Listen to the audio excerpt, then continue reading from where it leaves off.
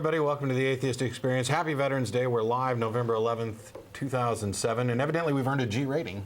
Yeah, apparently. So You'll have to swear more. Yeah, I need to swear more to get rid of the G rating. No, we'll swear less or not at all. We are live. You'll notice, for those of you who watch regularly, there's a slight change. We've gotten rid of the backdrop. We're going to add some graphic stuff in and make some other changes in the near future. Welcome, everybody. We are, as I said, live again. I'm your host, Matt Dillahunty. Joining me this week is Russell Glasser. Hi. And we'll be talking about kind of the nature of pseudoscience and pseudoscientific Yeah, claims. it's going to be more sort of freestyle. Yeah. I don't really have We're just like a presentation. Just want to talk about just going to make stuff up. Yeah. See if anybody calls to challenge us. Come on, dare us. Anyway, as I mentioned, this is a live public access television program sponsored by the Atheist Community of Austin. It's our opportunity to discuss things with different people of different beliefs, to talk about church-state separation issues, science, religion, philosophy, and I don't know, what you've been doing, what you up to, how's life been treating you? Everything going okay? Because we're concerned. It's a chance to eliminate some of the misperceptions that are often tossed out from the pulpit and by the media as to who atheists are, what they believe, what they don't believe, and why any of this actually matters. What difference does it make? Why do you guys feel the need to do a TV show and say, hey, we don't believe the stuff you believe? Good questions. There's a frequently asked questions page at our website, www.atheist-community.org. You can find some of the answers to those questions there, just in case we get inundated with repeat calls and questions on the program. We're sponsored by the Atheist Community of Austin, a nonprofit educational organization promoting positive atheism and the separation of church and state. The ACA has weekly meetings every Sunday at Romeo's on Barton Springs Road, except for the first Sunday of the month when we host a lecture series at the Austin History Center located at the corner of 9th and Guadalupe. We don't have a lecture set up for December yet, but we hope to, and as soon as we do, I'll give you more information about that. The audio portion of this program is available for download from the website that you see at the bottom of your screen, and also from atheist-experience.com. And the video portion is available there as well. There's a link to the Google video. We've got, I think, archives up for the last 4 or 5 years, if not more. So the guys have done a really good job of getting all that stuff uploaded. There are shows that were missing from the early days. For those of you who were watching a couple weeks ago, we had our 10th anniversary special with many of the hosts and people involved in the early days of the show, and have progressed on down to me as your current host. So we've done this for 10 years, and I think a lot of the early shows may be temporarily lost. We're putting out the call to anybody who may have recorded them early on. We've got some of them from American Atheist. I know there are some other people who were involved in the show who have some copies. We're hoping to get some of those put together and up online as well. In addition to this program, the ACA also sponsors a bi-weekly internet audio podcast called The Nonprofits. That's Prophets. You can go to nonprofitsradio.com for more information. It's hosted by Dennis Lubay, myself. Schilling's been joining us lately. We've been doing a really good job with that, having conversations. We don't take live calls during that program. We do run an IRC chat client in conjunction with it, and our listeners can listen live every other Saturday from 2 to 3:30 p.m. Central and participate in the show via the chat service. And you can download and listen to it as a podcast, just as you can with this program. There's a regular podcast and then a video podcast for this one, so we're all wired up, and we're getting emails from all over the world, which we greatly appreciate. If you have comments, criticisms, feedback, questions, you can email tv@atheist-community.org. That goes to myself, the co-host, the people behind the scenes.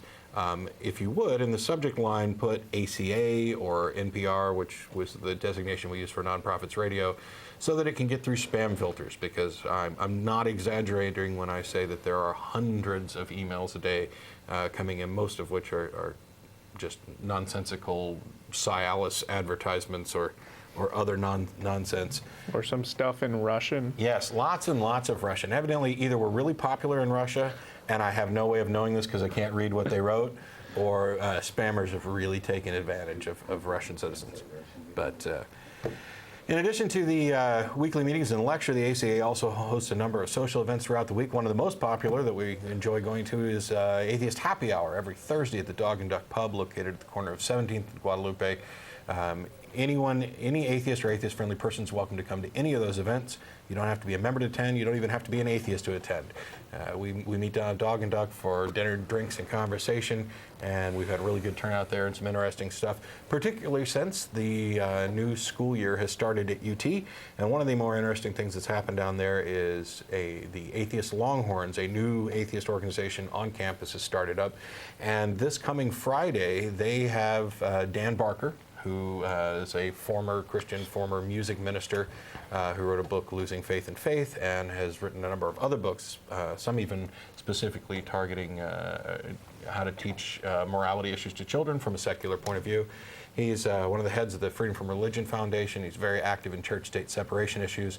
I don't have all the details, but I know it's this Friday at, I think, 7 p.m.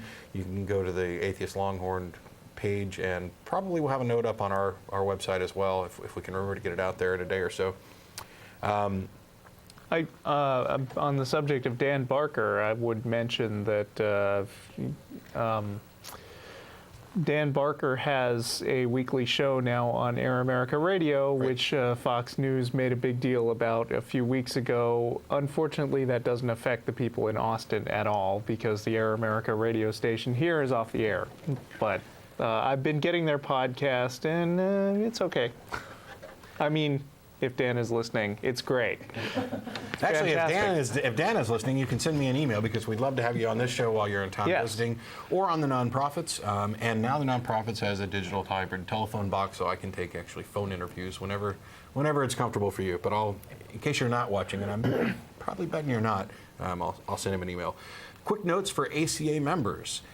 In addition to the regular events, there are a few special events coming up. Please visit the website for more information. There is a winter solstice party, December 15th. This is limited to members and guests, and you can find out more information on the website. Also, we're actively seeking newsletter submissions. Any of you who have read a book that you'd like to tell us about, a movie, to tell us your personal testimony, what your story is of whether you were always an atheist, whether you have changed to accept atheism after having been involved in another religion or other religions. Anything you'd like to share with the rest of the atheist community, we're taking submissions on that. We're also taking suggestions for activities. Our regular Wednesday night activities that we were doing, we've put those on hold because we're focusing on other things that people tended to enjoy more, including the happy hour. But if you've got an event that you think's worthwhile, we'd love to hear about it and publish it and put it out to the rest of the members. And I guess that's it for all of the announcements. So Okay. let's go to Russell now, live from the chair next to me. Now let me start thinking about my topic. Okay, we're going to talk about pseudoscience a little bit today. We've got a story. I don't know if you're following the TV show Phenomenon. I'm certainly not. Yes, I did not follow that at one bit. I think I did mention it on the show blog a while back, when I think it was called something like America's Top Psychic or something like that. But basically, this is a reality game show, and I'll use the word reality in the loosest possible sense of the word,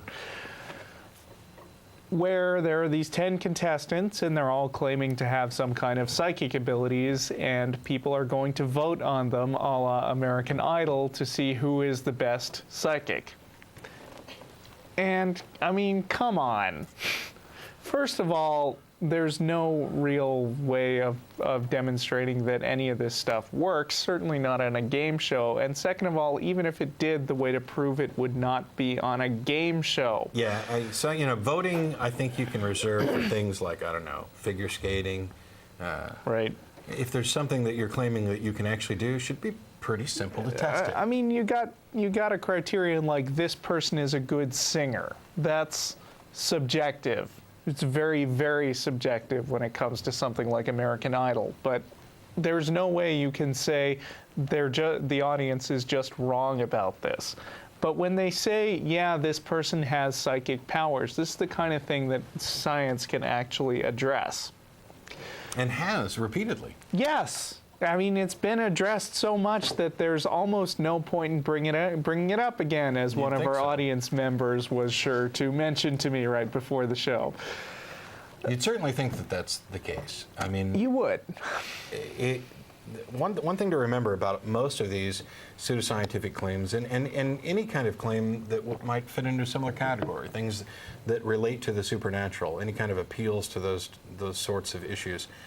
If any of it were true, you could make a good case that we should already know about it, and that even if we didn't, the second we did demonstrate that something like this was true, that somebody could speak to the dead or read your mind or move things with their mind, it would fundamentally change reality as we know it. If any of this stuff was true, you could make tons of money. And I'm not even talking about James Randi's $1 million psychic challenge, which nobody has ever claimed, where you can demonstrate in a scientific environment that you have some kind of magical powers.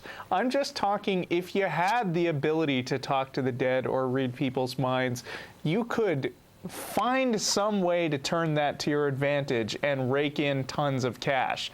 I mean, just think about what being a psychic would do for you playing poker, all by itself. And then imagine how many corporations and governments are going to be fawning over themselves to get 5 or 10 minutes of your spare time. Oh yeah, absolutely. We'll give you $20 million for 10 minutes if you'll just give us the answers to these questions. And speaking of the $1 million challenge, I mean, when the subject does come up, invariably the excuse for not going, for people who don't want to go after the $1 million challenge, like Sylvia Brown, for instance, who was challenged publicly by James Randi and has never She accepted. showed up. She just won't show up. Right. Chicken. They make excuses with things like, oh, I'm not driven by material concerns. I'm not worried about that. With all the people who claim to be psychic, you cannot tell me that there isn't one person who wouldn't like to get filthy rich. I just don't believe it. Not only that, but if you're not interested in the $1 million for yourself, give it to charity, give it to the hungry, give it to the homeless, give it to somebody who needs it. Sure. You don't have to be using your special talents for your own personal gain. Do it anonymously if you're concerned about the fame. There's good stuff you can do with that money. Yeah, what you're basically doing, and there are some people who literally do this, is claiming that you can fly but refusing to demonstrate it. You're like the kid in high school who's got a girlfriend, but she goes somewhere else, and we've never met. Right. I've got this girlfriend, and she's totally hot in Canada. Yeah, she's awesome. Right. Well, anyway, there was apparently a dust-up. This show's stand-ins for celebrity judges are Chris Angel, better known as Mind Freak, who I don't really have an opinion about him. I mean, Penn Jillette has bad-mouthed him a bit, but, Penn Jillette's kind of crazy himself, so I don't really know all that much about him. And the other guy is Uri Geller, who is himself a completely discredited hack. And I won't go into that right now. But to have this guy as the judge, I mean, it's just terrible. But apparently, I've done some reading about Chris Angel's motivation for being on the show, and it sounds like he's actually a skeptic. And NBC asked him to be on this show, and he said, all right, I'll go on, but I'm just going to try to publicly discredit people who claim they have psychic powers. So I guess in that sense, it might be a little bit worth watching. Well, apparently there was this little dust-up on the show a little while ago where there was this guy named Jim Callahan who claimed to be possessed by the spirit of author Raymond Hill. And Chris Angel sat in his chair waiting for this guy to finish. And then it says, Geller certainly seemed to be convinced by the act, calling it very convincing, while Angel appeared anxious for his turn to weigh in. Chris, I can see you're itching to say something, noted Phenomenon host and Access Hollywood's Tim Vincent. Well, I just think it's quite comical, frankly, Angel said. Then Angel pulled an envelope from his pocket and appeared to challenge not only Callahan's abilities, but also those of his fellow judge, Geller. I will give you $1 million of my personal money right now if either one of you can tell me the specific details of what's in this envelope right now, Angel insisted. The challenge clearly didn't sit well with the contestants.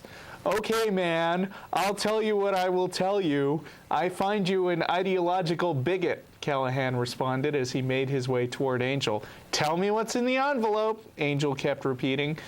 Angel then got out of his seat to meet Callahan, and Geller and Vincent came between the two men and separated them. And I think there's a YouTube video of them, and shortly after that, they go to a commercial break. Oh.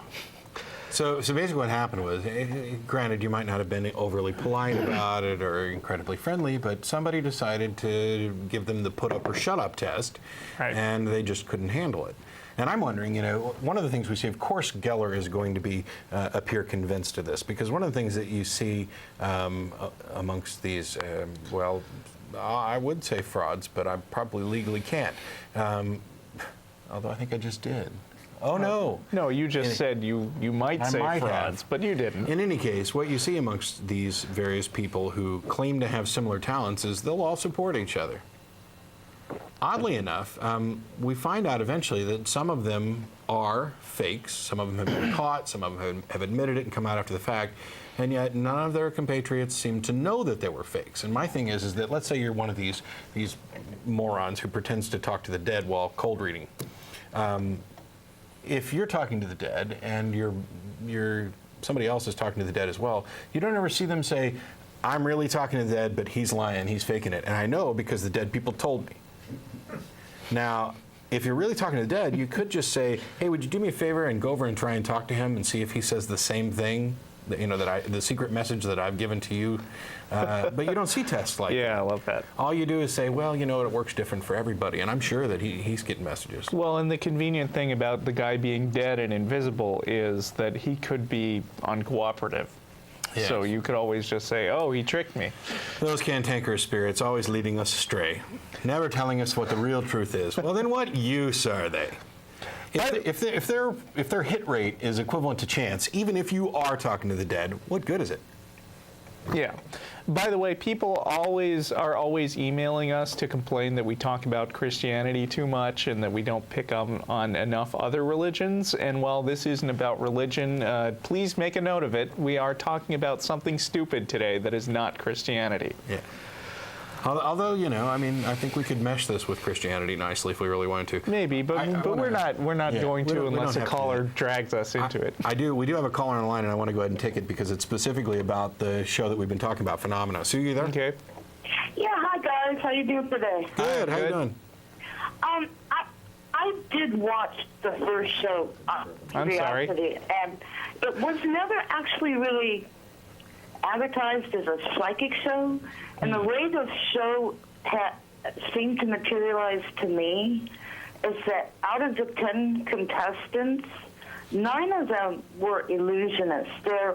They were mentalists, but illusionists. What they did is explainable through mathematics and or listening to sound, whatever. A couple of them did illusions that are a little dangerous because if the people helping you do screw up at all, you can get hurt.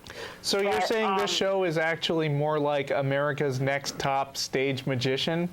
Right. Is that basically it? And that gives Chris Angel a little bit more credibility because that's what he does. He's just, I think he's doing it to kind of hype his show. But maybe he's got a little bit of the Houdini attitude of, I know that this is all magic, and I'll prove it. And he used to, go around to mentalists and stuff that claimed to be psychic. Kind of. And try to debunk them all the time. The only person that tried to do anything that was, no, I'm really special and a psychic, it was really kind of creepy, like anybody today would believe his act. Because he sat in his chair and he gyrated and stuff. And they had a video behind him explaining what he was doing. And he was in a circle of salt. It was really very creepy. Oh, but he was the one that Chris Angel called on. And the description you read was real accurate to the situation, except it really did almost get physical with the guy that claimed to be speaking to the dead. He really didn't want to hear this. Yeah, I can understand it too. As somebody who's been a magician since I was a kid, first of all, if this was America's next best stage magician, Uri Geller should not be a judge. Yeah, why? What is Uri Geller even doing there? I don't And know quite if y'all frankly, no remember offense. Uri Geller's beginnings, but as a child, I remember seeing film from the Soviet Union about Uri Geller. Yeah. He was a huge propaganda item. Yeah. But And not a well. I guess he's a one-trick pony magician. But in fairness, Right. even though I appreciate what Chris is doing, I wouldn't put Chris on the judging panel either. I wouldn't either. He's I would exceptional put- at marketing There's a himself. lot of really respectable magicians in the world, and I don't think of them, either of them, as the best. But some of the tricks that mentalists can pull off are kind of cool. They're fun Sure. to watch, and you know that. Like when they say, touch the screen, and if you touch this letter, and then move it around, that's all math. There's nothing. Yeah, it's all showmanship, and I mean, I like picking apart those and figuring out the math behind them. Which is Right. fun, making a puzzle out of it in addition to everything else. But yeah, And there are a number of really good mentalists working, and there is a debate among different mentalists as to whether they're justified in pretending that they're doing something real and supernatural. Right. It's just art. Nobody really believes this, but it sets the mood for the show that I'm doing. And then there are other mentalists, most notably, I'd say Jamie Ian Swiss, who's happy to do a mentalism show and tell you right at the beginning everything you're about to see is, math and illusion and my stage presence and other stuff. There's nothing supernatural here. I don't have any psychic abilities. Well, And you know what? they It doesn't sort of ruin did his that, show though. a bit. See, that was the reason I called even, because just like we don't really always bash the Christians, when I heard the original, what you started to say about the show, I really can't say, I would have been there jumping out saying, nobody's psychic. What are you talking about? They never did claim that everybody was psychic. And they did, they said that, there was a group of people that were shills. And we knew who they were. So... Yeah, so what they'll often do is just offer no explanation. Well, I'm not claiming to know how I got this power or how it works, but I can do No, it. they were just. I'm going to load this one single nail gun with a nail, and I'm not going to load any of the others, right? And aim it at my head. This is one of the tricks one of the guys did, and it was kind of evident that what he was going by was sound. He listened to the clip being put into the guns, and he knew which one had it. Because it was evident the sound was really different. But nobody said we're doing this because we're psychic. Nobody said if you have a lost child, I can find them. Nobody claimed. Okay. They were entertaining us. That's all they were doing. The way I heard the show marketed did indicate that, though, and I Well, wonder. I didn't see the marketing. I have a DVR, and honestly, I don't watch commercials, so Okay. I don't know if any of them. I don't know what they claim, but I do think it was really, really fair that you should, 9 out of those 10 people were only claiming to be entertainers. The 10th person got called on it, so I don't know, Right. I haven't seen any of the others either, so I don't know what they did after that. Yeah. Because it wasn't entertaining enough. I understand enough of the tricks that they weren't that much fun. But Okay. Well, that's too bad. Well, thanks a lot for calling in and letting us know what's going on, so we appreciate it. okay, thanks, guys. Good show, though. Thanks. Thanks. Bye. For those of you who noticed, we got rid of the backdrop. That was an entirely decision based on feng shui. Evidently, the chi was being blocked as it came behind us, and so we it was removed leading that. to bad energy. So. What I've noticed, though, is since we've done that, there seems to be a problem with the camera where we've got this black line at the bottom and it offsets. So now it looks like you're seeing below, and we have, look, no legs, there's no body, there's nothing below the Wow. table.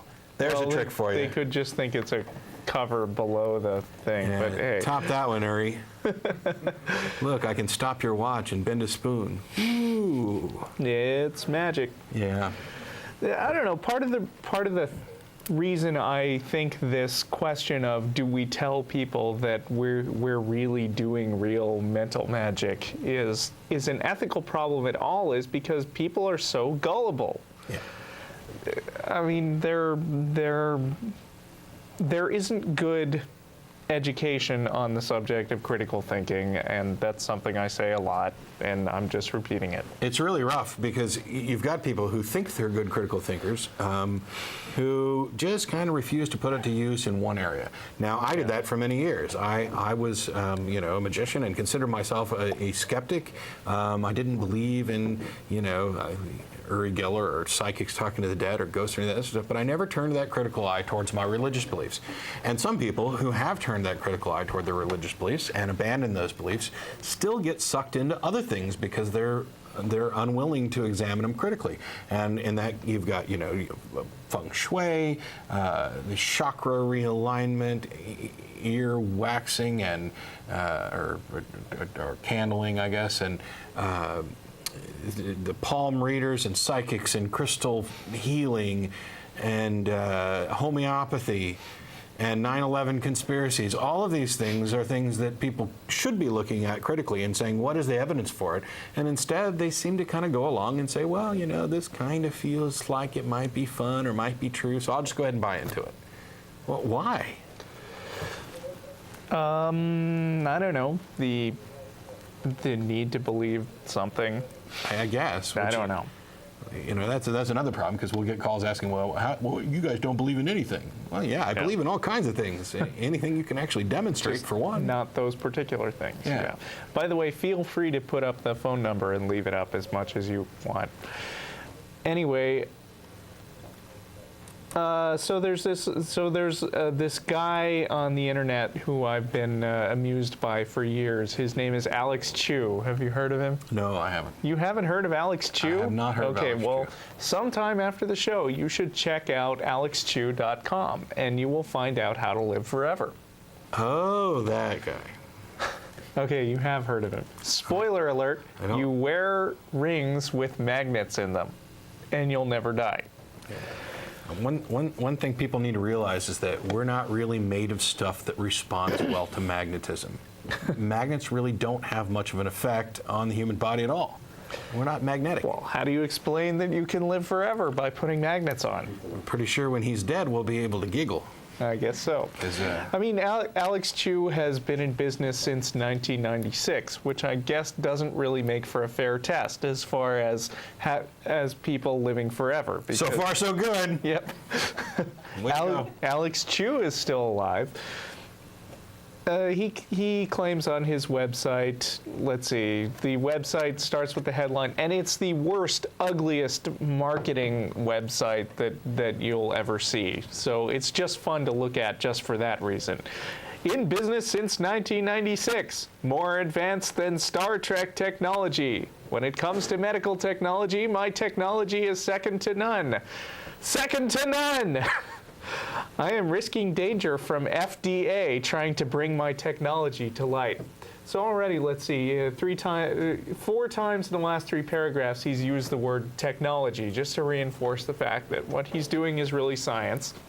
And then in case you're too dumb to get that, his webpage then has pictures of Einstein, Edison, and Nikola Tesla, who all, you will note, are people who did sciencey things and invented things, which he proceeds to list. And then right below that, there's a picture of himself advertising his eternal life rings. And which you might wonder, yes? Go ahead. You might wonder what these amazing things do. It says, when placing the magnetic devices, the magnetic pole on the right side of the human body is opposite to the left side. With a opposite pole. By the way, this guy is somewhat Asian-looking, and his English isn't so good. I don't know what his country of origin is. Well, I'd say with a last name like Chiu. Yeah. C-H-I-U. Is that specifically Chinese? No, but Vietnamese? I don't know. Who cares? We'll let it slide. Right. With a opposite pole on each side of the human body, blood circulation and electric current of the body are enhanced. The enhanced blood circulation and electric current increase metabolism in order to fight the aging process. The eternal life rings and the eternal life foot braces, invented by Alex Chiu, are believed to allow humans to stay physically young forever, or turn humans physically younger. Our lawyer told us to use the word believe. Yes. Smart lawyer. Yes, very. And don't make a strict scientific claim. One thing I'd like to say is that, gosh, I'm not a biologist or any kind of expert in anything, but I'm pretty sure that if you increase metabolism, that doesn't do anything to make you live longer. It should make you live shorter because your machine is working harder. Slowing metabolism is usually the sci-fi thing. We're going to slow your metabolism down, put you in a cryosleep, and then you'll get to live longer and go on the space voyage. Well, I think low metabolism is considered a factor in gaining weight. So maybe that's what he came up with. But really, none of it has anything to do with any actual science, despite his use of words like enhanced blood circulation and electric current and metabolism and all these things. He's trying really, really hard to make it sound like something that is science. He's throwing out a lot of buzzwords, and this is actually a common thing that I find with people who want to convince you that they're doing science or aren't really. As somebody who's written a lot of paper for grad schools, and I'll keep harping on that fact until I graduate next month, yay. I've written a lot of papers that are technical in nature. And the thing I try to do really hard is I struggle to actually bring the subject down to a level where it's understandable from somebody who hasn't been studying it. Because even when I'm dealing with a professor who has taught a particular class, he doesn't know the specific thing that I've been doing for the last several months. So it's important in technical writing to try hard to minimize the technical jargon, I think. But what you'll notice about pseudoscience is that they throw out lots and lots of words that sound very sciencey. And the current trend is quantum. Right, quantum. Oh my gosh, can they put quantum in the paragraph one more time, please? Yeah.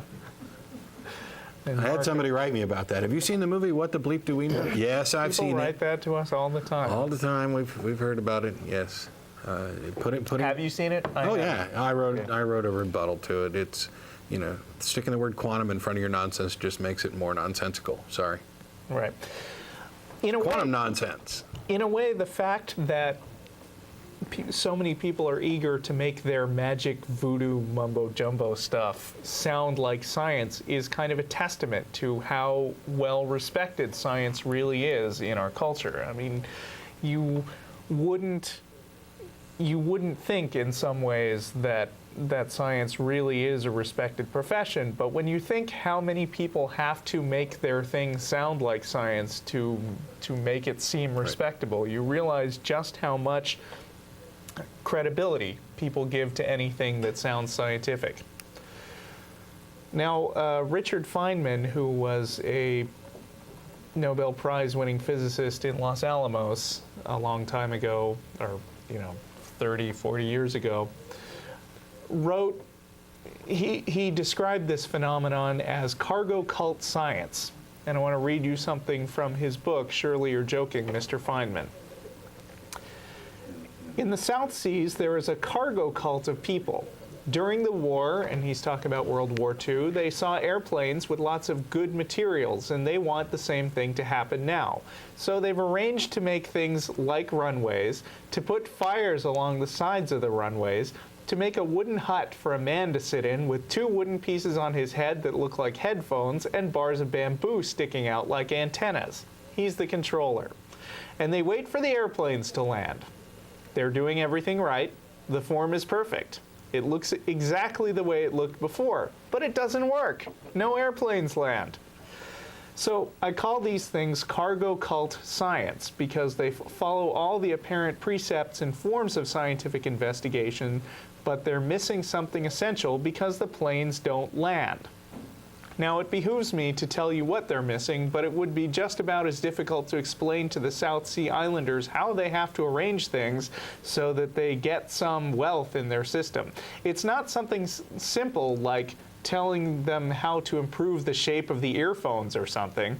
But there is one feature I noticed that is generally missing in cargo cult science. That is the idea that all hope you have learned, that we all hope you have learned in studying science in school.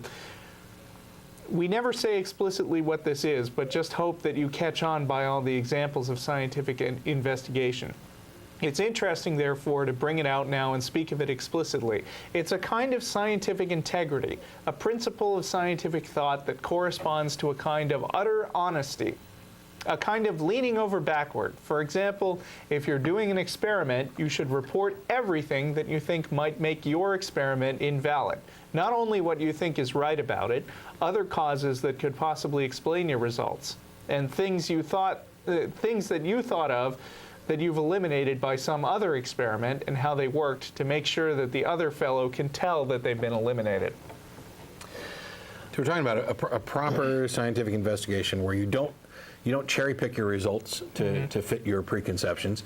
You just analyze the data, and the data leads what kind of conclusion you're going to reach, and whether or not your hypothesis was correct or incorrect. Yeah. One of the things that we expect when doing science is that, at least for the most part, I mean, there are some areas where things are less clear, but when doing science, you're going to look for things like falsifiability and whether or not a particular hypothesis makes predictions, and specifically predictions that are testable.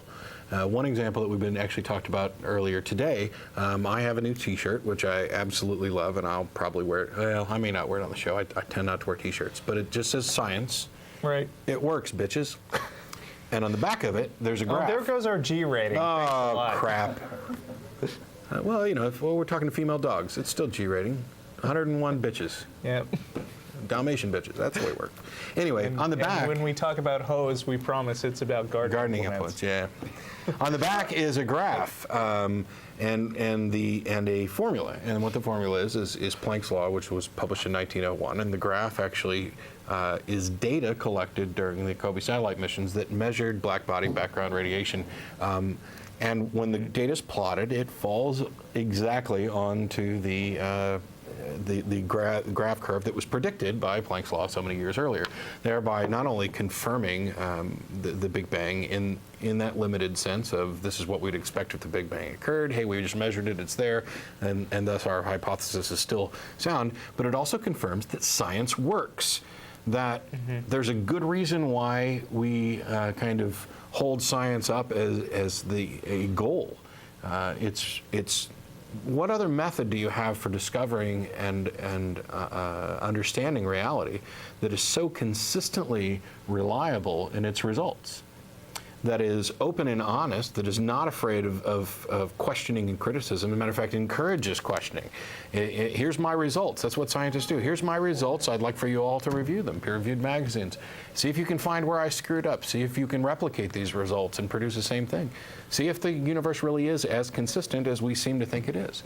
And the second we find results that contradict previous results, now we've got a problem. And our hypothesis gets chucked out and reworked. Religion doesn't do that. Pseudoscience doesn't do that.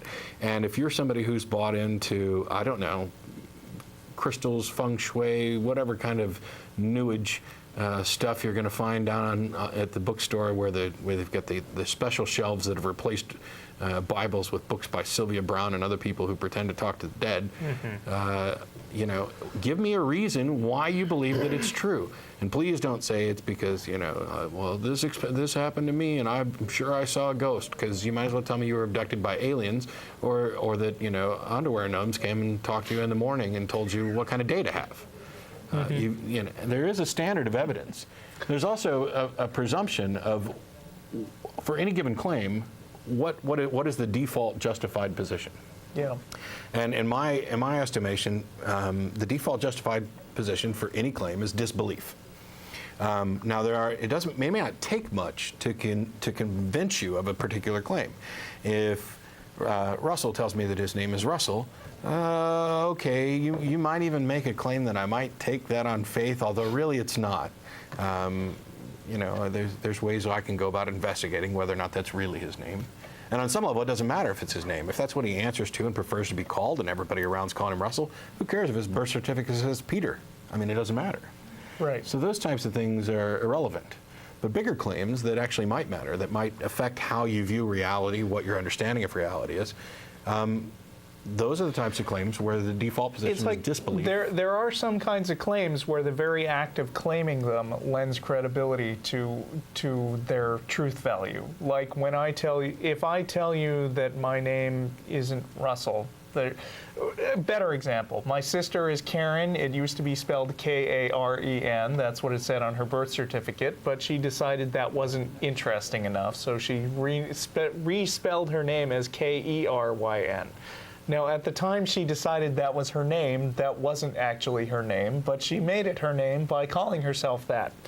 Yeah, well, I mean, well, not only is it a matter of her being the authority, but it's a label that she gets to put on herself. Or another example, and this is something that comes up on the Zeitgeist movie, which I think I might wind up talking about on some future show. Which reminds me, I don't know if I'm seeing what's on the screen or not, but we don't have the number up and probably should. Yeah, we really, really need the number. We can't get through this without calls, please. There's this claim that you don't have to pay your taxes in the United States. Right. That tax law is illegal. That it's never been ratified. That there's any grounds for the government to collect income taxes. But on the other hand, we have these things called judges, who are empowered to make decisions about what U.S. law actually says. And when they write a case saying, no, actually this guy has to pay his taxes and please fine him a whole bunch of money because he's withheld on his taxes. The fact that the judge said that makes it accurate law. I mean, there's but he's just legislating from the bench. Yeah. An activist judge trying to get me to pay some taxes. Right. So there are certain claims that become true just depending on who backs them up. But right. Then there are other things like the nature of how the universe works. Like I can talk to the dead. Actually, a great Shakespeare line, I forget where it's from, but one guy says, well, I can call up spirits from the vast deep. And the other guy says, well, so can I, and so can any man, but do they answer when you call them? Right. Yeah, it was I used a similar line Thursday when somebody was asking, we were doing various illusions and pretend you're a psychic type tricks, and I was like, well, I can talk to the dead, it's just that they don't talk back. They're right. Dead. There's a reason why it's called dead. It's the end. Ta-da! Yeah. But going back to the science thing, this idea that, well, that's just a theory. No, in science, just a theory. Theory is the graduation point. Theory is the lofty goal that an idea aspires to be. For those people who say, well, it's not a law, well, you're talking about math now, and that's separate from science. When you get to the status where you're a theory, what you've got is a hypothesis that has been tested and confirmed and reliably inspected through peer review process and accepted by experts as, here's the current working theory, which is the best explanation that gives us the most accurate information about the way reality really works. Theory is the graduation point. There's nothing beyond that in science. It's not like, oh, this theory's been around for 20 years and, okay, now it's a super theory. No. Theories stick around until they're disproven, Nor do theories become facts, but we talk about that all the time on the show. Yeah, and the other thing, though, is that, like I said last week when I made the quick comment, evolution's fact, get used to it. It is. Change happens. This is a confirmable fact. As a matter of fact, that is the fact that the theory of evolution seeks to explain. The theory of evolution explains why we see actual evolution happening. And from the status of what qualifies as facts, and without digging too deep into epistemology to determine the difference between belief and knowledge, I think we're at a pretty good state within evolutionary theory where that's as close to a fact as you're going to get.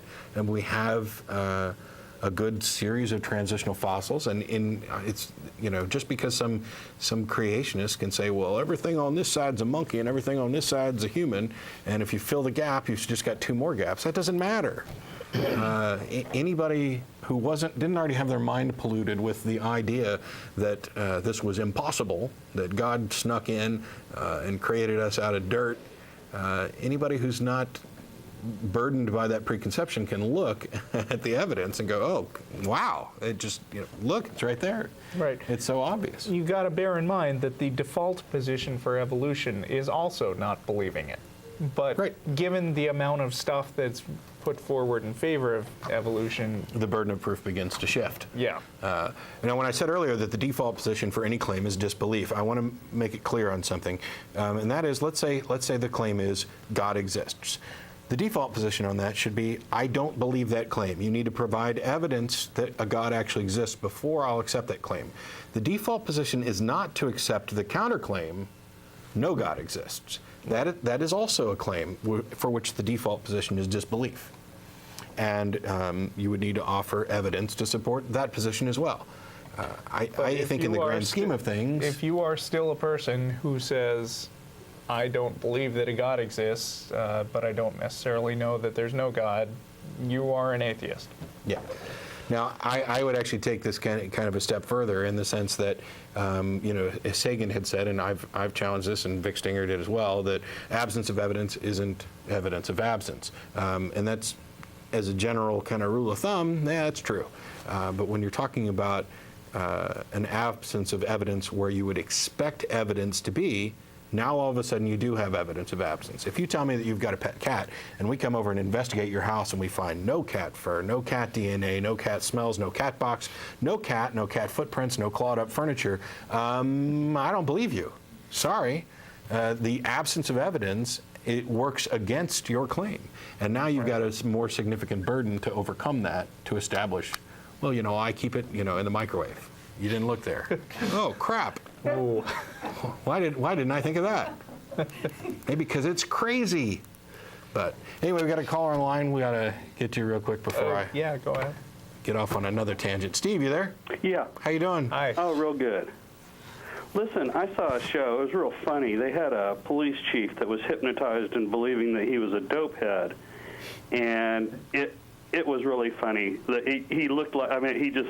How do we know he wasn't a dopehead? He might have been. But what I was wondering is that if one of y'all got hypnotized and was suggested to be a holy roller, and I'm sure it would be really funny, but if they let you out of the hypnotism remembering what it was that you did, how would you feel? I want to challenge this claim that you were actually seeing what you think you were seeing on TV, because I've done a lot of reading about hypnotism. Actually, my wife went through something called hypnobirthing, which turns out not to be, you know, convincing her that she's a chicken while she's having a baby or anything like that, but sort of deliberately, self-consciously conditioning yourself to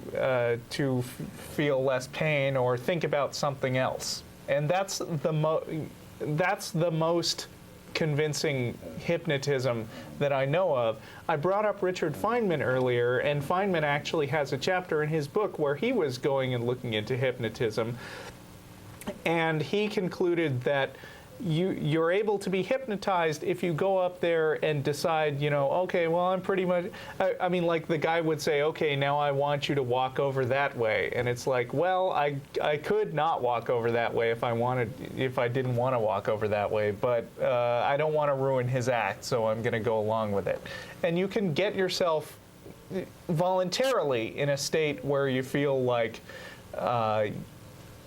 where you feel like you're just doing whatever is suggested, Well, And- the real thing, and you as are somebody more who's been on susceptible both to it. sides of the situation, Yeah. as somebody who's been hypnotized and has hypnotized other people, what you're saying is what would my reaction be? It wouldn't bother me at all, because I understand that what hypnotism is, it's play acting. It is an agreement to just participate and go along with whatever the person's telling you. You're not going to be able to convince people, to hypnotize people to go against what they're willing to do. The movie idea that you could hypnotize somebody to be a murderer is nonsense. Yeah. If you actually, it's kind of fun. I had a fascination with it for a period of time, as I think most people who are involved in magic at all, and I'm talking about prestidigitation and not summoning of evil spirits, because well, that's nonsense too. But for anybody who has an interest in magic, I think they've gone through a phase where they have an interest in hypnotism, and I've seen a lot of hypnosis acts, and it's fun and it's entertaining, and it's something that I think is both a good thing and a bad thing, because it's not particularly well understood. It's certainly not well explained. And so what it ends up doing is serving, and this is kind of promoted by the Hollywood myths, it serves as kind of I guess a basement or a footing for a lot of other claims about supernatural nonsense. For people who don't understand it, and since it's not explained, well, I've seen somebody hypnotized, I've been hypnotized myself, this odd little thing. Maybe talking to dead people isn't too far removed from that. That's where I think there may be a problem with hypnosis, and it would be nice if everybody had a better understanding of it. Maybe we should get a hypnotist in and do a show on hypnosis. I think that'd be Maybe, fun. I don't know. Well, that would be really good. But I believe like actors probably self-hypnotize themselves into believing that they're a character, and I think everybody kind of understands that and sees that. Well, but there's add people a out little- there that have, or at least I've seen on TV, where they put like really nasty smelling stuff under their nose and ask them, what do you smell? And they're like, oh, I smell, something sweet. And that's the part that I really don't understand, because it would seem that just that would be taking it just that one step further. To add a little credibility to that point, I've heard somewhere that and you can actually observe a lot of examples of this, but I understand that there are an unusually high number of incidents where actors and actresses who play romantic roles opposite each other wind up actually falling in love and being married for a short time and then getting divorced. You know how Hollywood is. But I mean, it's almost like for a while they convince themselves that their performance is so good that they really feel like they're in love with the person. Well, I know that I can convince myself that there's a God for a short period of time, and I can convince myself that there's not a God for a short period of time. And it seems that the long-term belief in anything is where kind of like a search for something that's long-term, as opposed of, getting charged up and, rah, rah, rah, where, is what I see mostly. But to be able to have someone that doesn't just suggest, but puts you in a deep hypnotic trance, and you convince yourself, because I know for a short period of time you can believe stuff and then slap your head and go, why did I believe that? I don't think that's the case, and I'll tell you why. I don't believe that what you believe is subject to your will. I don't think you can convince yourself of something simply because you want to. Now, don't get me wrong, I kind of agree with what you were saying, and I've certainly seen it many times, in that you can apparently convince yourself of things temporarily. But what I think is really happening, and this ties into hypnosis where you're playing along, is that you are acting as if you believe something. On some level, down deep, you really don't.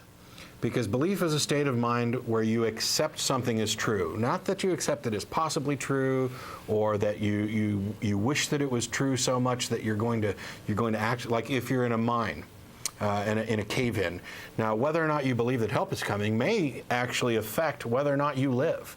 The very act of believing that it's going to happen may lengthen the amount of time you can hold out. But are you really believing it, or are you acting as if you believe it? Getting to the true state of what you accept and don't accept can often be difficult. And what I see happening a lot of times is people say, I'm not even going to be concerned about whether or not I actually believe this. I'm going to act as if I do. And I tend to think that ties in with what you were talking about with regard to hypnosis, and is kind of a more accurate representation, because I can act as if I believe in a God. And you know, the old adage about there's no atheists in foxholes implies that this is a common occurrence, that when push comes to shove and you're stuck under fire, that even though you probably really don't believe in a God, you're damn sure going to act as if there is one, and you'll be crying out and praying and other things. First of all, we know that's not true. Granted, there's an atheist from a foxhole sitting in my studio right now. But it's a nonsensical claim that really goes to what is your character like?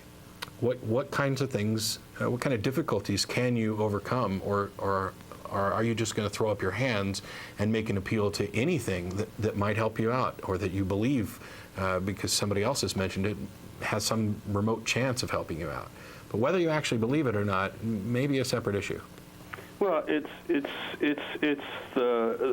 I guess living in this day and age may not be different than other day and ages, but I tend to feel that there's like a hopelessness. And I'm sure that it's been around since the beginning of time and will be around forever. But there's a sense where you feel that there is nothing to believe in, and then you're kind of drawn into, like the guy in the foxhole, into, well, I've got to believe in something. I'm not sure I understand what you're saying. Well, I'm basically saying that people in general want to believe in something, and that's why charlatans make so much money, is because they really, really want to believe in something. And we go through our lives putting our faith in different things. You need to define something a little more specifically. That phrase feels kind of empty to me. Because when you say, I believe this pen exists. When you say believe in something, I mean, there's an implication in that you have to believe in something magic. There's a sense in that I feel like I was like I need to believe in. I need to have something concrete out there. There's lots of concrete out there. Something to look into my future, and saying, "Hey, I'm going to hang my, I'm going to go after this, or I'm going to go after that." An excuse to get up and go out there and, go to work and make my money and do this. Well, what do you need an excuse for? Well, it's motivation. Can't you motivate by real things? Is an imaginary motivation really worth all it's cracked up to be? Well, it's real things are kind of like pretty stoic. I live to eat, live to sleep. We're not just, I guess if you're going to do the live to eat thing, I didn't really realize we were talking about this at a level where you needed a reason to actually get up and breathe in the morning. But I certainly think that there are plenty of things that are real. First of all, life itself, the absence of being dead, seems to be a pretty good motivator, but there's companionship and love and art and beauty and food and sex, and I could probably go on for an hour about all the wonderful things that could motivate somebody to do things, and they're all real. And they're all confirmable. So when you say people need to believe in something, I think you're really saying that there are times when some people need to believe in something magic because reality just isn't enough for them, or reality is too difficult for them at that moment. Right, yeah. And I think that feeling like you need to believe in something magic, feeling like you need to make something up because you don't have enough real reasons to live, it's something that people actually have, but it's not a virtue. It's promoted by religious people as, oh, you atheists must realize that you need to believe in something spiritual. It's encouraging a vice, is the way I feel about that statement. Yeah, it's what it's doing is saying, and I've said this before, that like faith is the permission slip we give ourselves to believe things when we don't have good evidence, but it's also kind of an excuse. It's saying this particular belief is beyond question. It's beyond any kind of rational understanding. So it builds this safety net. And I find that I can't find any reason why somebody would want to do that unless they're simply unable to cope with and deal with reality. One of the things that I push, why are you on talking about all negative and you're atheist and against God and against religion? When people ask things like that, it's, yes, the comments are against something, but so is it. It's the same way when somebody says, I'm against drug abuse. But what I'm advocating is something that is, in my opinion, infinitely more positive, which is to learn to deal with reality on reality's terms. When you lose a loved one, that's a terrible thing, and it causes grief and pain and loss, and you experience all these emotions. But telling somebody that grandpa's up in heaven now, smiling down at you, is a way of avoiding having to deal with reality. It's, even if it were true, it's unconfirmable, so it's still a false bit of hope because you can't confirm it. And I think that it's much more effective to get people to deal with reality on reality's terms. Yeah, and come to grips running with, with your drug abuse analogy, people take drugs for a reason. I mean, they might get started on it, and then the addiction might be the reason. But, a person who's addicted to drugs could reasonably ask, if you say, look, you got to stop doing drugs, they could say, yeah, but if I stop taking drugs, then I'm going to stop feeling good. What do you have to replace that? Yeah. I don't have something to replace the high that you get from smoking crack or whatever. Just stop doing it, though, because it's bad for you. Yeah. Well, getting back to the grief about losing someone, when you run across somebody, and it really irks me when I see the people on TV shows. Oh my God, they've died. That's terrible. But it's the reaction to that is, hey, the person died, people died, get over it. But you can't say that. No, I wouldn't say that. That wouldn't remotely be my reaction. No, and I know it wouldn't be. But even though you know that people die and that's it, and that you still believe, well, you should have time to Just grieve. because and I'm that grief requires you to believe in something that is obviously false. No. And maybe that temporary belief is helpful. I understand that it may appear to be helpful, and it may actually provide real comfort, but it's still a false belief. And my point is that if you can find a way, and I believe that you can, to provide real comfort that's not based on false beliefs, then you've actually done that person a greater service. One of the things about indoctrinating kids especially into religious beliefs is that you start very early getting them accustomed to not having to face reality. And you are doing them a disservice by not equipping them with the tools necessary to cope with life.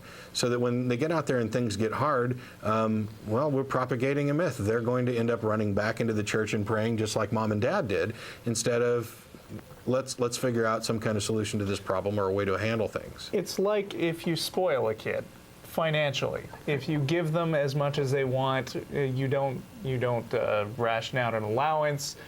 They grow up and they say, "Oh, I'm out of money now. Can you send me more?" And you do. Arguably, that's a nice thing to do for your kids, except that it's not really, because you're never training them. Right. They're going to continue using up money as fast as they can possibly get it. And you're not doing them any favors by reinforcing that. Well, don't you think the other extreme would be just as bad? Yeah. Sure, the other extreme would be just as bad. Throwing a 4-year-old out on the street and say, fend for yourself, would be just as bad. Well, don't you think that's basically what the atheists are doing? Well, is throwing you out on the street and saying, deal with it? The solution to that is to educate somebody, to shelter them, but to guide them, to present reality without any lies.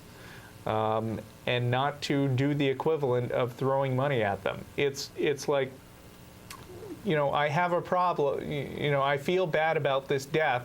What can I do? Well, here, stop feeling bad about this death because I'll throw a bunch of stories at you about how they're not really dead. Instead of, yes, I understand that you feel bad about this person being dead. Let's discuss that and try to figure out how you can come to grips with this emotion in a realistic way. I'll say this briefly, and then I got to let you go, Steve, because there's other calls. I'm not advocating, as I mentioned last week, any kind of fanciful utopia. I'm not saying that if religion goes away, the world's going to instantly be a great place with no problems. And I'm certainly not saying that everyone is currently ready to face reality. If I could snap my fingers and have religion disappear, I'd only do it with the assurance that other people were ready and capable of dealing with reality. If as some callers have said, if we took their religion away, there would be nothing to stop them from raping and killing.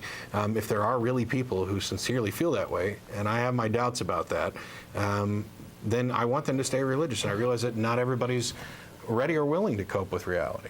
Well, thank you very much for your time. Thanks, Steve. Appreciate the calling. Bye-bye. We got Stan on the line. How you doing, Stan? Hi. Good. Hi. Hello. Hi. Again. Yes. Hi, Russell. Hi. Good to see you. I've forgotten the other gentleman's name. Oh, I'm Matt. Oh. Stan from Bible Banquet. Yes. Which Welcome back. Comes on at 7, and It's 7 today, yeah, 7 Sunday nights. Your channel. and you're live. Yes, live. Okay. Okay. Yeah. So maybe when I get home, I'll call your show.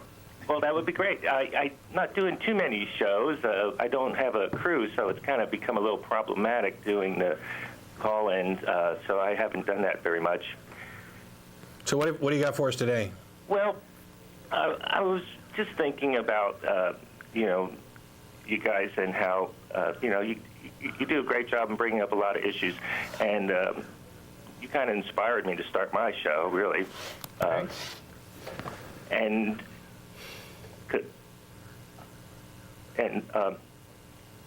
when you talk about the one gentleman believed in God at one time and then stopped, evidently found reasons for not finding support for a belief system in God. So you changed your belief system to one without a God. And Kind of.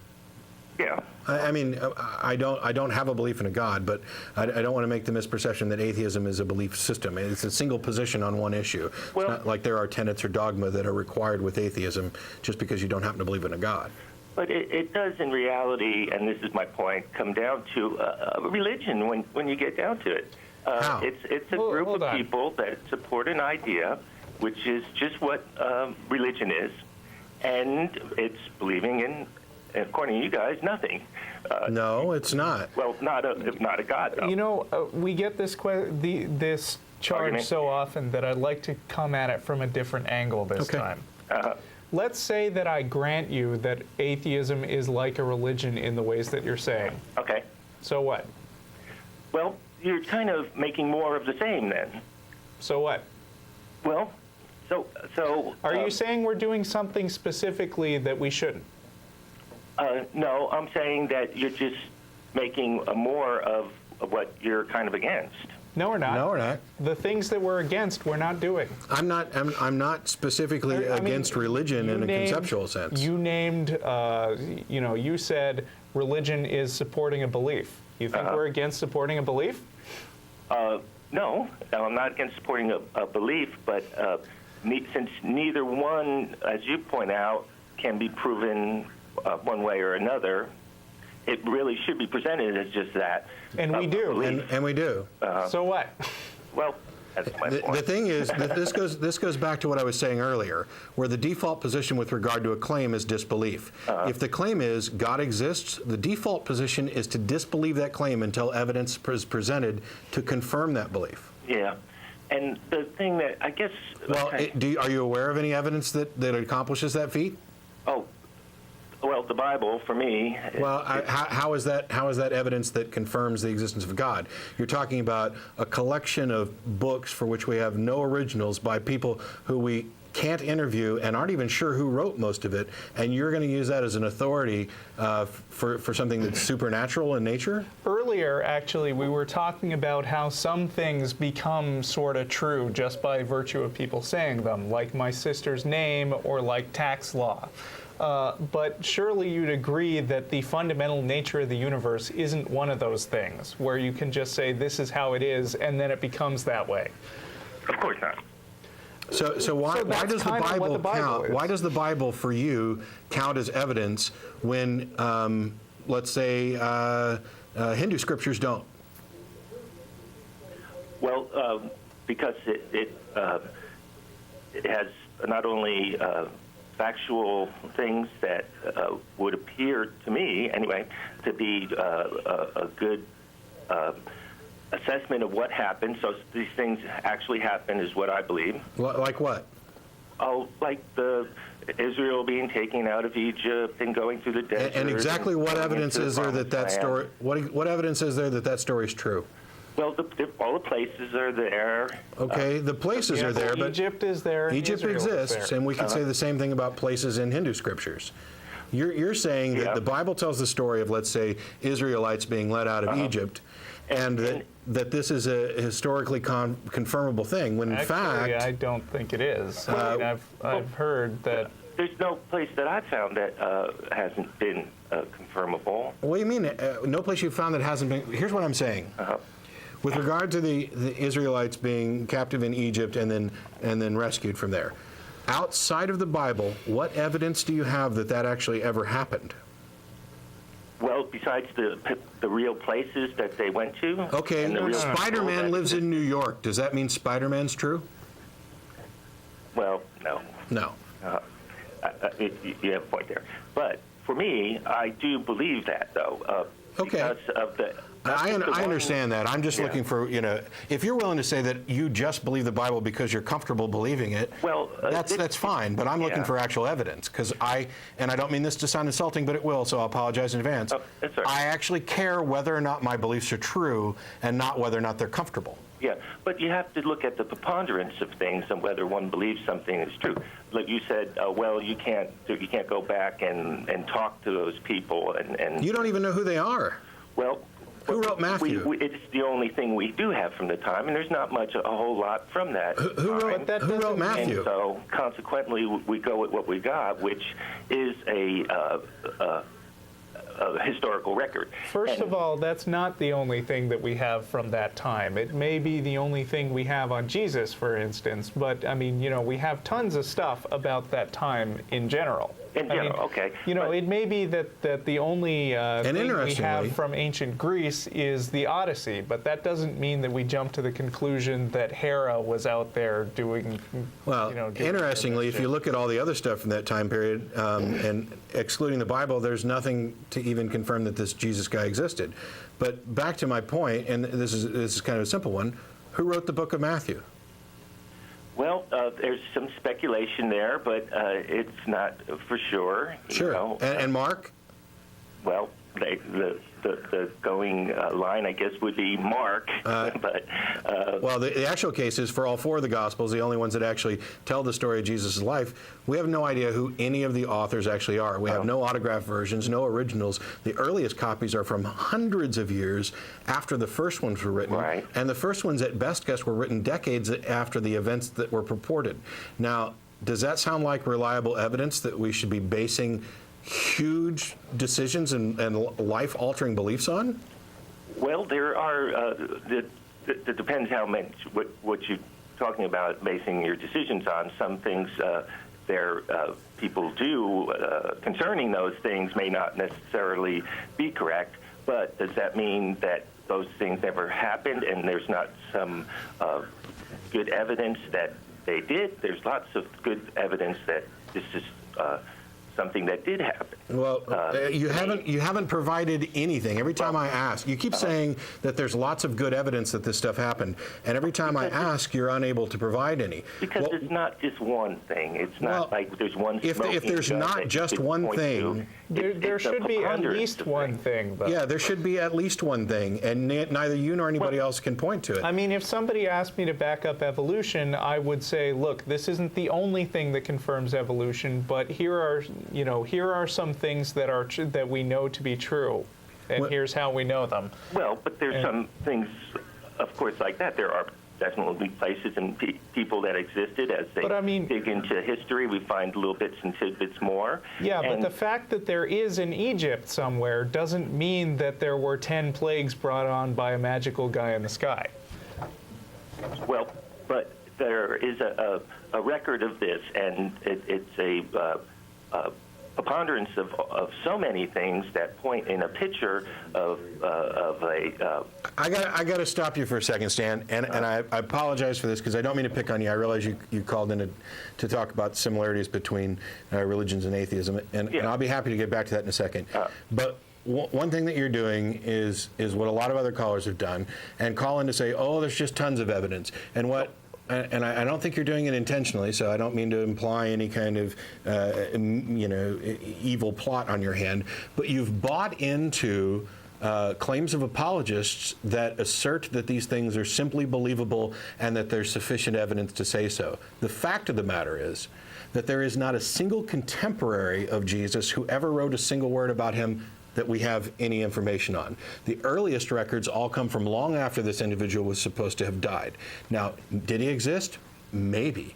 But you can't say that there's all kinds of evidence that confirms this just because Bethlehem exists or Egypt exists, because that's just the same as saying that Spider-Man's got all kinds of evidence because New York exists. But it's of course, you can't say that everything exists just because there was something written about a place there, of course. But it becomes a matter of when you look at the whole thing in a group sense. You have the Old Testament and New Testament, and the things that lined up with the things that were written thousands of years ago before Jesus that pointed to him. So now you're making an appeal to prophecy. Prophecies, and of course. Then there are fulfillment of those. Let me ask you this. You're talking about stories in one part of a book that came true in another part of a book. Yeah, when the waiter brings the steak that I ordered, is he fulfilling prophecy? Well, and if I can't confirm that my steak ever showed up, has it fulfilled? Some historical and some other backup, it could very well be. And one has to look at it in that way and weigh the preponderance of evidence and look and see if it is believable. Is it a fairy tale or is it real? Yeah, and my thing is, when you're talking about a guy who supposedly turns water to wine, walks on water, raises the dead, you'd think you'd have a little bit more evidence than this one book with a few chapters in it that talks about him. There's no record of any of these other events. As a matter of fact, the Bible manages to get a number of things wrong and contradictory, even among the Gospels. These 4 little books are the only ones that are supposed to be anything, and they're not eyewitness accounts. They can't be. But they're the only ones who get even close. Well, they don't get the facts right, including whether or not Herod went and killed a whole bunch of innocent kids, as he's reported to have done in Matthew. The other Gospels ignore that, and there's no corroborating evidence from anybody ever that this actually happened. Well, and what I hear from apologists is that they're not going to have everything written. Oh, come on now! If you're the head of a country, if you are instituted as somebody who's supposed to be watching over something, and by the way, Herod had plenty of political enemies who wrote bad things about him. Why didn't they notice and write about Herod slaughtering all the innocents? And well, who knows what's been lost to history? Exactly. And that. And so if your answer is who knows, then why is this believable? Well, like again, one has to judge it for yourself, and when you look at it in the whole, and you look at so many different things that have happened over the times and the places and things that are there, there's, for me, there's a certain plan. Things that happened the way they were supposed to later on down the line, and everything fell into place just as has been planned. And of course, there's a big question mark since then. But what that can doesn't you mean that suggest that we know about now that has come into place? Like I'm talking in contemporary time, in recent memory, from the actual Bible, not just in another part of the same story of the Bible. Hell, I won't even limit it that much. Give any one example of any of the things that have convinced you instead of just making appeals to, oh, you got to look at it all together and you have to look at, just give me an example. Well, was it Nineveh? I'm not sure if I'm saying it right. It was a city that... Nineveh? Nineveh, yeah, and that was wiped out. It was just found recently. For a long time, people just thought it was a story, but it turns out to be a reality. And when they wrote about it being destroyed and utterly destroyed and wiped out, it turns out that's exactly what happened. That wasn't a prediction in the Bible, though. That was at the time that they were writing about it, a current event. Something that was happening at that time. It's like if somebody wrote a fictional story that took place during the Iraq War, and years later scholars find out that the Iraq War was real, doesn't make the fictional story true. I mean, the fact that places and events actually occurred don't lend any credibility to the magical stuff that's in a book. Yeah, and you know, you're talking about essentially the story of Jonah and Nineveh. It was just one isolated thing, though. But it's hundreds of things like that. You're right. Lots of things in the Bible are writing about what were at the time current events that are accurate, but none of it lends credibility to a guy walking on water or plagues. I see what you're saying in your point there, but I think that when you make a judgment on these things, you have to use your own personal experience, your own. Okay, and I don't think truth. I don't think truth. In a huge group of things that have happened over time, and peoples that are there and places that are there, you cannot say they didn't happen either. Okay, so using your evidence, you can't. Using your evidence, your religion is indistinguishable from every other religion or claim there is. I don't think that truth is something that is based on your subjective, personal hemming and hawing to say, oh, yeah, this feels right to me. You can find this to be logical and something that is, you can't say it didn't happen. You can use your head to say, well, it doesn't matter. For the last time, please, Stan, please. For the last time, it doesn't matter whether I can prove that it didn't happen. The burden of proof is yours. And if your best appeals are to, well, these places existed, who cares? How is that evidence that magic stuff happened? Well, but it's certainly not evidence that it didn't. Well, and like I said 15 times, that's irrelevant. The evidence that magic doesn't happen is all the other stuff. I mean, you know, all the years that there's been no verifiable magic stuff happening, all the $1 million offers, all the scientific experiments. I mean, you know, it comes down to the fact that every bit of evidence there is does not point to magic stuff happening. So when one guy 2,000 years ago in a ancient deceased superstitious culture writes that there was some guy rising from the dead, if it wasn't Jesus, your default would be not to believe them. Wouldn't you agree? No. So you would. So if I just told you I have a friend who rose from the dead last week, would you believe me? Oh, if you just told me you had a friend that rose from the dead last week? Yeah. Well, I would question that. Why? Why? Because Russell's somebody you can meet, talk to. This is a current event that you can actually investigate. And yet you're saying that what you find in an old book where we have no original copies, you have no idea who the authors are, you have no idea exactly when they're written. Let me finish. You have no idea of any of this stuff. You have no idea of any of this information. And this old book that you cannot confirm, cannot investigate, which makes outlandish claims, that alone is sufficient for you to believe in magic. And yet you'd question Russell? Why? It's not magic, it's spirit beings. But it's spirit beings. What, that's not magic? you can use that expression, but I Okay. don't look at it that way. There's actually, we got full calls and we've hammered this. I'm going to let you go, Stan. You can call back some other time. As Feel a free, reminder, yes. we're going to IHOP after the show. They put it up on the screen. I realized I forgot to pimp it out earlier. But we go down there. It's Very I-35 last and minute. Cesar Chavez. Any atheist or atheist-friendly person's welcome to come down. Hell, Stan, you can come down and join us, and we can talk more about it. But, it's frustrating when you ask people why they believe something. If you just say, I believe it just because I can't even explain why I believe it. I have no good reason, because in reality, you don't have a good reason. If you say, oh, you need to consider all of this and look at all the things in history and the revealed prophecy, that's a bunch of crap. What you've got is an old book by unknown people, of unknown origin, unknown dates, none of it's confirmable. There's no contemporary evidence outside that book that corroborates any of it. And this is enough for you to believe that magic happens, that supernatural things happen, that some guy can walk on water, raise the dead. Sorry, I mean, if that is the level of acceptable evidence for you, then I don't know why you don't believe everything. Why don't you believe that people have been abducted by aliens? Why don't you believe in Bigfoot? I mean, there's better evidence for either of those than that magic man created the world and then suicided. I mean,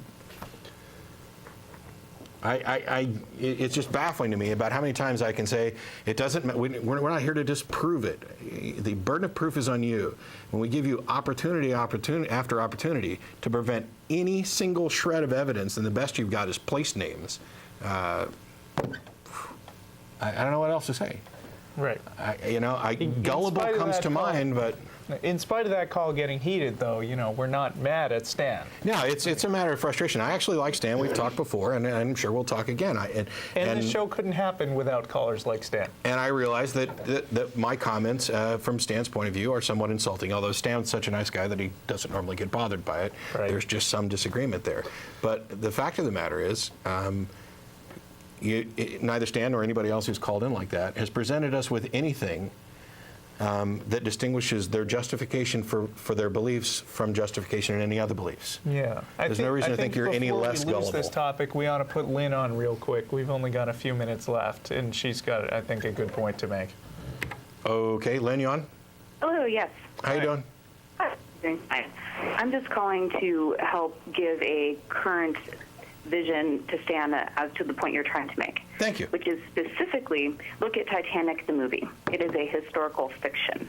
Mm-hmm. We know the Titanic happened. There was a boat named that. It did sink. We have good records of that. The way, yes, countries did exist in the past. There were rulers that lived during certain time periods. We have proof of that. Yet the story we see in Titanic the movie, that is not a real story. There's evidence of those people or that love affair or the big blue stone. It's a romanticized version based on what might have happened. Exactly, and a lot of it is very historically accurate, but a lot of it isn't. Yeah. Right. So the setting of the story is accurate. There was a boat, it sank, people died. And that 3D model was cool. There was a Bethlehem, people died. Fine.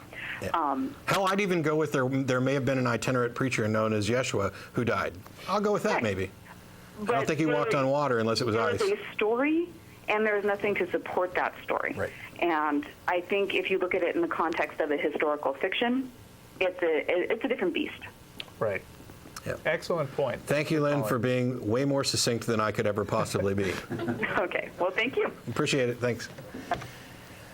We got one more call on the line. We only got about a minute left, so if you can make this really brief. Is it Volt? Yeah, is there a difference between people who use the Bible for like its stories and its positive meanings, and then like hardcore Bible thumpers who take it as science? Sure. Like, well, how does atheism see that difference? I think they're both mistaken. Just one of them's way more mistaken. There are Or even people who just, for example, maybe want guidance or Sure. want some sort of positive message that maybe the Bible would purport for them. Yeah, I think what those people are engaging in is a little bit of selective reading where they're going to ignore the bad bits and focus on the good bits. And you know what? I'm all for that. Let's keep the good stuff from religions and get rid of the bad stuff. But if you're going to be selectively reading like that, write a new book and create something new. I got to let you go. We're out of time. Those of you who want to join us at IHOP, I-35, and Cesar Chavez, thanks a lot for tuning in. You can email tv@atheist-community.org to get with us, and you can also visit the Frequently Asked Questions page at www.atheist-community.org. Thanks to Russell for showing up. Thanks to all the crew who worked really good on technical issues despite camera problems today, and we'll see you next week. Be safe. Bye.